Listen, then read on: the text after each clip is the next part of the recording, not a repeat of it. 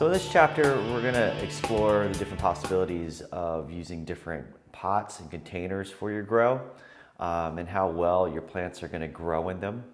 The most standard style pot is a plastic pot. It comes in various shapes and sizes and different types of forms. So we're going to start off with a standard kind of square white pot. This pot's really good. It's also known as the perfect pot, just because you can stack them really close to each other and have a nice perfect sea of green because it's square.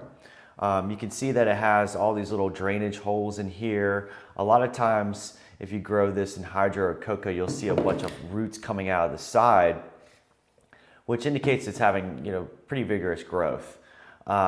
These pots are really ideal for indoors, and only growing the plant up to maybe about 2 to 3 feet at the most. This is about a 3-gallon pot, and it's very useful. It's very useful, especially for sea of green technique, to grow a lot of plants in one small area.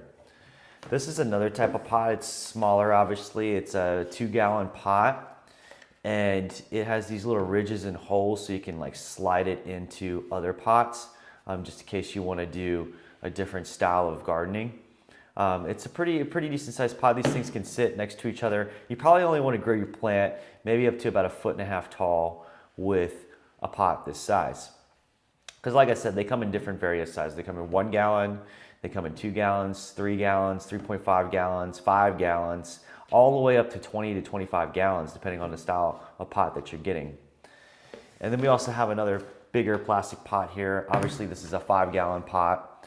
It's got bigger drainage holes, and you want to utilize this. You probably want to transplant into this after your plant is pretty tall. I would say about 2 feet tall is a good time to change out your pot and plant it into this.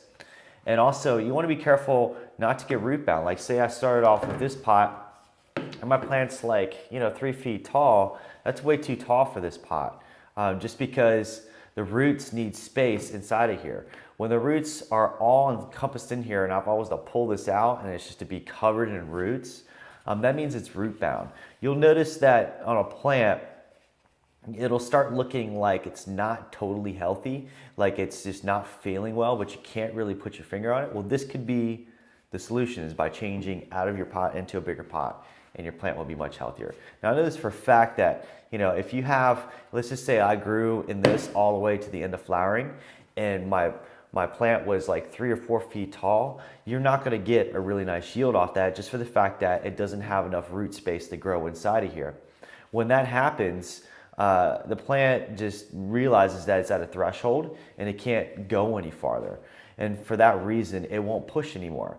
So it's best to be in the biggest pots possible as opposed to the littlest pots and trying to wing it. If I was growing a plant in here and it was only 1.5 feet, 2 feet tall, well then more than likely it's going to grow nice, big, and vigorous, just for the fact that it's in a bigger pot and has a bigger environment for its roots to grow in. You can put all kinds of things in these pots. It can be anything from the soil to cocoa to hydroton.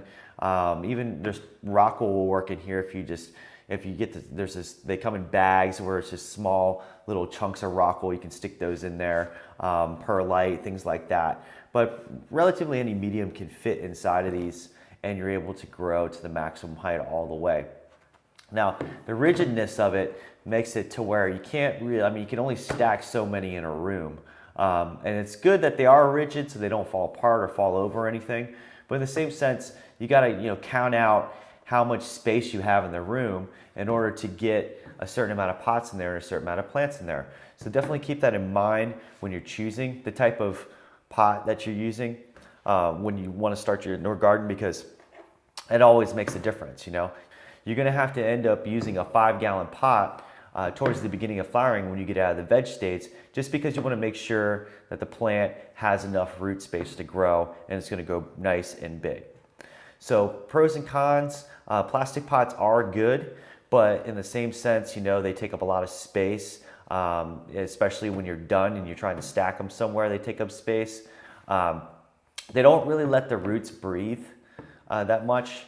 Just for the fact that it's all plastic. There's nowhere for the air to get in there and roots breathe. And make sure that you you change your plant out from 1 gallon to 2 gallon to 5 gallons to however big you need it, to make sure you don't get root bound, because that will always cause problems.